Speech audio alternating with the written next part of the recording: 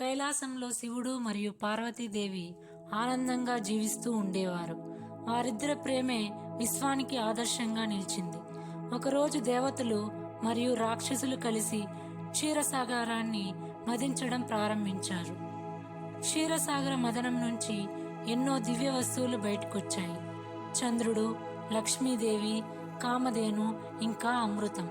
కానీ ఒక్కసారిగా సముద్రం నుండి హాలాహలా అనే ఘోర విషయం బయటకొచ్చింది.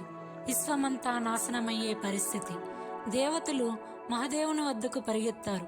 మహాదేవా, రక్షించండి, రక్షించండి అని ప్రార్థించారు. శివుడు ప్రపంచాన్ని రక్షించడానికి ఆ ఘోరమైన విషాన్ని తాగాడు. ఆయన గొంతు నీలంగా మారింది. పార్వతీదేవి ప్రేమతో శివుడి గొంతును తడిమి పట్టుకుంది. ఆమె ప్రేమే ఆయనకు రక్షణగా నిలిచింది. దేవతలందరూ నమస్కరించి శివుడికి కృతజ్ఞతలు తెలిపారు. ఆయన నిజమైన త్యాగానికి చిహ్నం అయ్యాడు. ఓం నమః శివాయ.